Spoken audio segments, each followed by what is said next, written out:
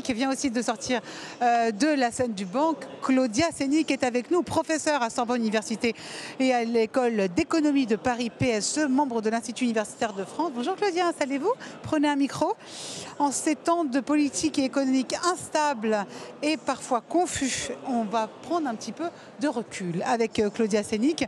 Vous êtes économiste, donc professeur à la Sorbonne, vous êtes connu pour votre travail sur le bonheur, ce qui est important. On vous donne notamment l'économie du bonheur qui est paru aux éditions du Seuil en 2014. Pourquoi est-ce qu'il faut mesurer, j'ai envie de dire, le bien-être subjectif? Donc le bonheur plutôt que le revenu du PIB. Oui. En principe, le bonheur, c'est vraiment le mobile ultime de toute action humaine, individuelle, et aussi d'un gouvernement démocratique qui est au service de ses citoyens. Et donc, en fait, c'est important quand on peut, puisque finalement, on a découvert qu'on pouvait le mesurer, de voir si les actions qui sont entreprises par les gens eux-mêmes et par les gouvernements conduisent à une élévation de ce bonheur. En fait, c'est une sorte de procédé de vérification, de mesure, d'évaluation de la politique publique, par exemple. Et donc on peut mesurer véritablement l'effet du progrès sur le bonheur, grâce au bonheur?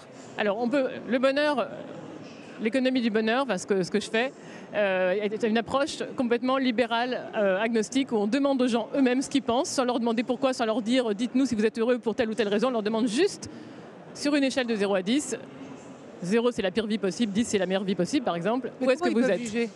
On leur demande juste s'ils sont heureux, c'est tout. Chacun a sa recette du bonheur, chacun a ses ingrédients, etc. Chacun est libre d'aimer de ceci ou cela. Nous, ce qu'on veut savoir, c'est à la fin, est-ce qu'on atteint l'objectif?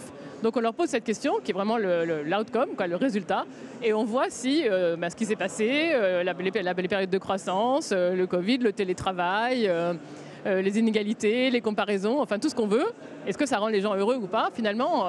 Alors, est-ce que les politiques, les mesures qui ont été mises en place, elles ont atteint leur but? Et puis aussi, on peut se poser des questions sur le fait de savoir si les gens ils prennent toujours les bonnes décisions pour eux-mêmes, est-ce qu'ils sont vraiment très lucides sur leur intérêt bien compris, etc. Donc vous pensez que, j'ai envie de dire, l'économie du bonheur peut avoir un impact direct sur l'économie en général? Bah oui, parce que dans la mesure où on mesure l'effet des politiques sur le bonheur des gens, ça devient une sorte de boussole en fait. Sinon on ne sait pas, on se dit oui ça doit être bien de faire ci ou ça doit être bien de faire ça, mais là on peut voir si oui ou non c'est bien de ce point de vue-là. Et tout ce qu'on mesure tout d'un coup a une effectivité en fait.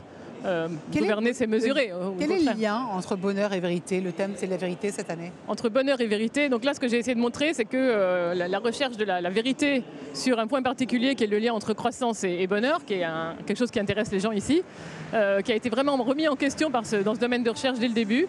En fait, en regardant les choses un peu autrement, on voit que ce lien existe et que la projection vers l'avenir, les anticipations, l'espoir, c'est super important. Donc il faut mieux considérer le bonheur. Il faut mieux considérer le bonheur, il faut croire à la possibilité d'un lien entre un certain type de croissance et le bonheur. Merci beaucoup Claudia Sénic, je rappelle professeure à Sorbonne Université et à l'école d'économie de Paris et membre de l'Institut universitaire de France. Merci beaucoup et bon big.